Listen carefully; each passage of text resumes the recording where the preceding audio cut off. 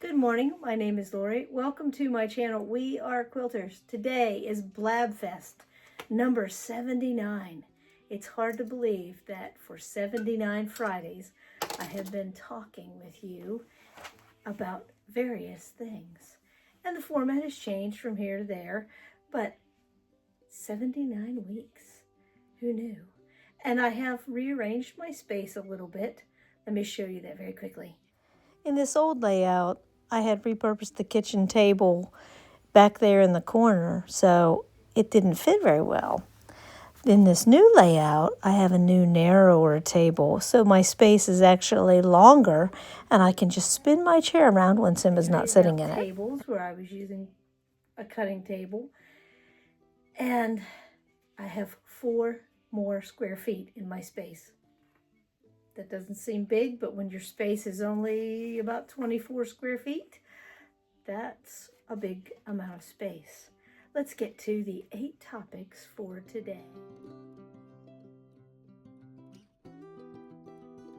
Topic number 1 is a little bit of a block parade.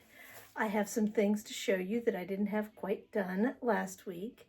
I finished 3 chevron blocks with embellishments, those little pluses and petals. Here they are, the first one, the second one, the third one, and here are the herringbone blocks that I finished up from Monday. The first one, I like how this gold goes with the purple, the red purple, and the third one. And then here behind me are 3 weather blocks. That's all I got done because we were traveling here and there, but here they are. Slowly but surely, I'm getting the month of August done. And here's a close-up of those 3 blocks.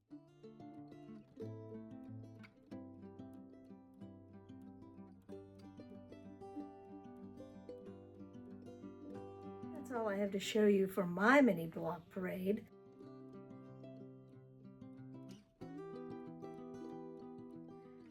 Topic number 2. While we were visiting my in-laws, and my mother-in-law is home and fine and things are back to normal, she worked for TJ Maxx for many years, and she would buy, I don't want to call them imposter quilts, but they're quilted, but they're not pieced. So she would buy these imposter quilts, let's just call them what they are, and for $20 to $50 at TJ Maxx, and they're beautiful, but when you get up close, you notice they are not pieced, but they can be an inspiration to make blocks that are pieced. And this one is pretty. It is on their sofa, so let's just take a quick look at some of the blocks. I really like this star block.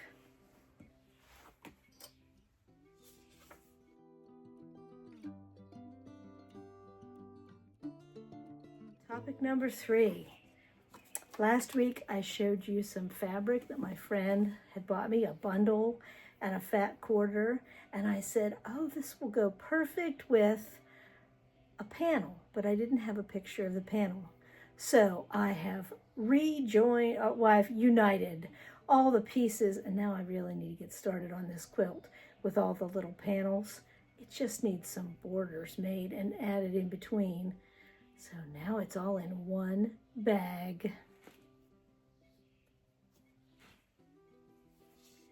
Do you reuse bags from linens to keep projects in, to keep them clean and safe and in one place?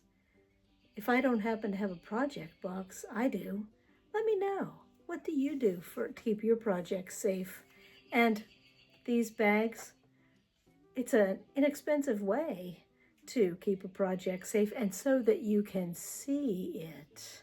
If I put it in a container that you can't see through, well, that's how things get lost and hidden.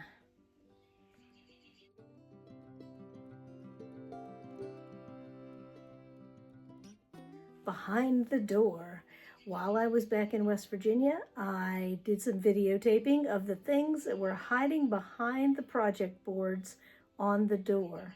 So we are up to bin B2. Not much in this little bin, but let me show you some video. Here we have the lovely pack. It's not a very big one, but it looks like it has several blocks. Ooh, it is dusty. Dusty, dusty. Let's move that bag out of the way. Let's take some good video of these. They look like, I saw a sticker, so it looks like they were exchange blocks. Yeah, I see. There's a sticker, Mrs. Carol Hennel. So these were disappearing 9-patch blocks. So let me pull this over this way. I hear Dan yelling at the dog. Let's zoom that in a little bit and see if we can. I love the fabric choices. This must have been an exchange. Oh, here's one. It's all different. Oh, this is Kitty Janinga maybe from Texas. All different fabrics. I should take these with me because I am doing one of the things that I'm doing is one of these. Oh, and look, 2 different fabrics. Pretty fabrics, batiks and flowers. Very nice. And the last one, not much to show, in B2. The last one. I love that blue. Love that blue. Very nice. I think I'm going to pack these up and take them for a ride to Michigan to join my UFO that is going to be assembled eventually, that the patches are all cut, but they haven't been assembled into the Disappearing 9 patch yet.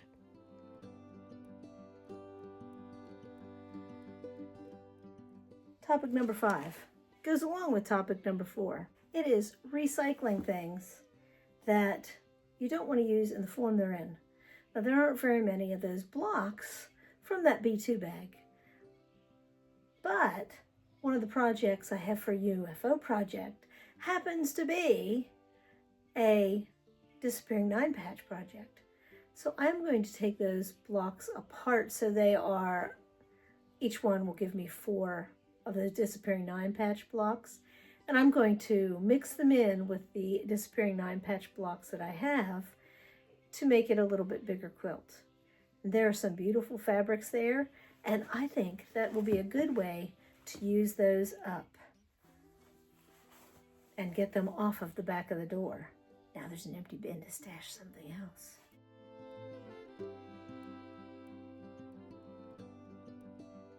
Topic 6, yard sale finds. Last week I didn't have a chance to show you very many of these, so I'm going to show you a few of them today. I'm just going to voice over as I show you some pictures. Enjoy. And one of the things I bought, there were marked squares for a quilt, hand-drawn lines.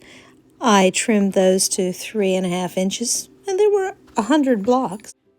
I found this like new Yeti mug, took it home, added a decal that my sister bought me from the Dollar Tree, and now I have a Yeti mug that's personalized.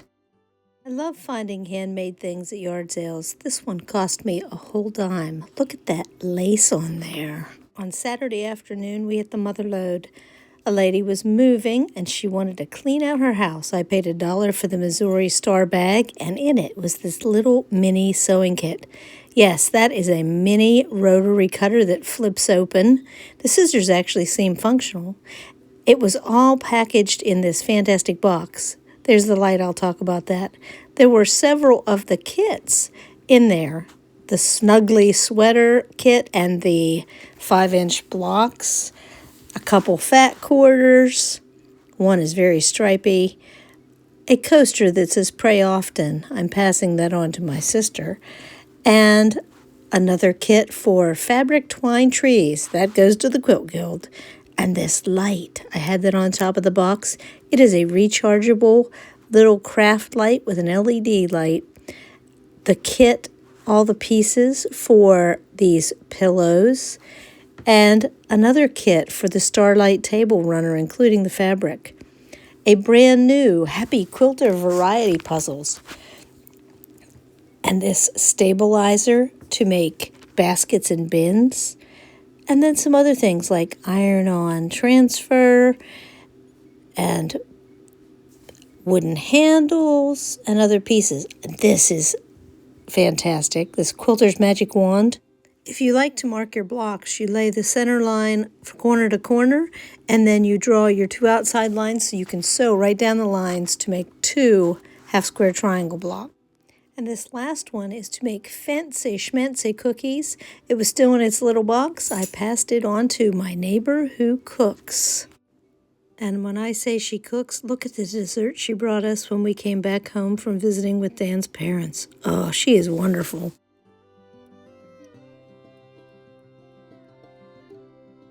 Topic number 7 is another cool antique magazine. This one was from 1986, and it doesn't have a theme as good as that tulip theme last week, but it has some good articles, and it has some very nice patterns. I especially like the way they arrange the patterns in this very old but good magazine. Let me show you some videotape of the magazine. Last week I did a magazine that featured tulips, tons and tons of tulips.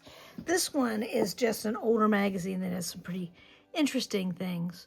This one on the front of this this grandmother's flower garden is beautiful.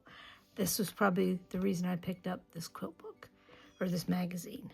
I see that it is from fall and winter of 1986, priced at $2.95. Country Quilts. And I see that this one, the advertisements have quilt patterns, and polyfill was all a rage. But a lot of the articles and pictures are black and white, so you have to use your imagination. And I see it talks about the Michigan Project. That's probably why somebody had this magazine here in Michigan. This one was a very colorful quilt, this grandmother's flower garden with the 3 shades of pink, because there was a very limited number of colors available. Oh, and there are articles, true articles that talk about things. Elegant applique, country, the colors of country. And this one that was not paper pieced at that time. Stars. I imagine that your quilt was something special if you somehow made it into a colored picture. And then there's one with blue and white, and you have to use your imagination. My grandmother would have loved this flower basket. She liked flower baskets. Even though she didn't quilt much, she liked basket quilts. And a red, white, and blue quilt. And then a whole article about sashings. And this person did very fancy sashings with little hexagons between applique blocks. Beautiful. I bet this was gorgeous in color. And then this one, I was reading the article and he talks about his wife wanted to go to the Bay of Fundy, and when they got there, the tide was out and it was like a mud flat, and he was so disappointed. And then Master Quilters, more batting advertisements. This is very striking. And it even has, some of them even have like points. This one, well, maybe it's just washed out, but you can see the little points, like cones. And then it tells you even how to draw out a quilting pattern to make cable designs, the fancy cable design. I have not seen anything like this in a modern quilt magazine. And this, can you imagine how stunning this would be if it had been in color? The Mariner's Compass. I especially liked this basket that they have in the center of this quilt. Oh, and it says, for the pattern, see page 61. So we'll get to that in a moment. Oh, look at that. I love this center medallion, a medallion style quilt. That is one of my favorite layouts, is that medallion style. And then an article about stepping into the past from 1986. Sister's Choice. I like this block. The one that I started and haven't finished yet has more, it has some more structure to it than just that. And a quilt is more than a blanket. What a nice article. And I imagine this is absolutely gorgeous. Bears like this are terrifying from the 80s. Some more color quilts. I don't know how they randomly picked colored. Maybe they didn't have colored pictures for everything. I don't know. And talking about rural quilting. Oh, what college was it? It says a college promotes Hawks Community Arts Council. Black Hawk College, East Campus, near Kewanee, Illinois. They talk about the dolls here, but I'm more interested in that little quilt. How cute. That would make a great baby quilt. And I see it has some of that stripy fabric from the 1980s. And I love that they would, I need a quilt pattern. It was in blah, blah, blah. Can you help me? And then bird quilts. Look at this friendship quilt. And it talks all about how friendship quilts were a thing. I love this. Learning Patience Piecing, Grandmother's Hand-Me-Down. What a special quilt. Very interesting. Churn dish. I love this. Quilt happenings. And then they put quilting events. Do you remember? This one says, send a Sazy to. Do you remember Sazy's, a self-addressed stamped envelope? Instead of now we just click on things. So special. And this, I love this. They put the patterns for everything in the back and put an index instead of trying to put them up front with the quilts. So it is templates and full-size pattern pieces that you would trace as templates. But very, see, I would measure these and turn them into modern patterns. And there is, you remember when I was looking for a schoolhouse block?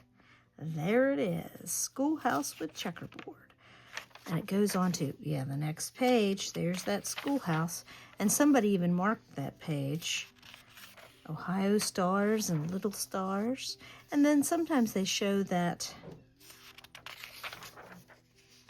up in the corner, if there's a quilt, they put the quilt with it. And there is the applique flower basket that it said to see on, wait a minute, that is not page 61. That is page 80. But there it is.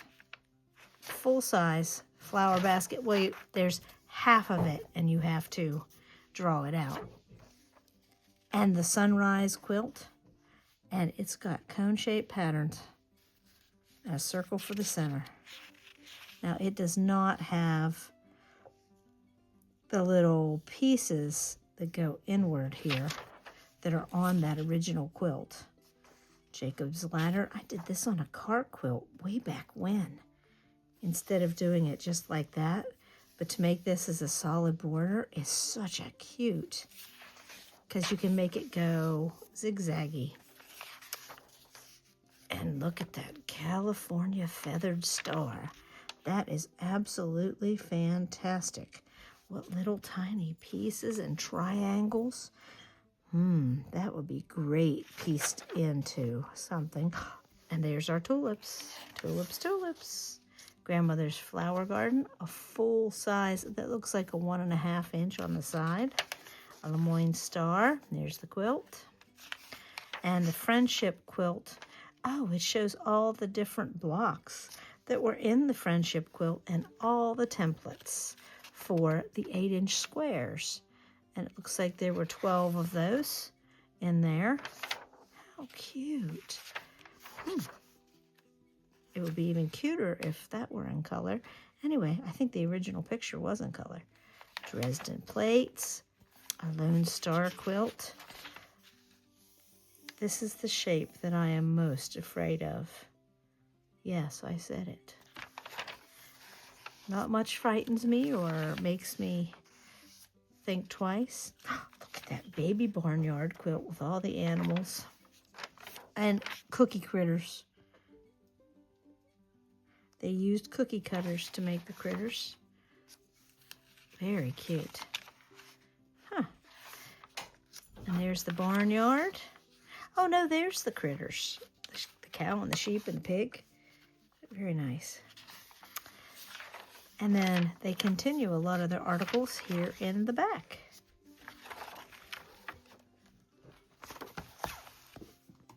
And that is a little look at country quilts.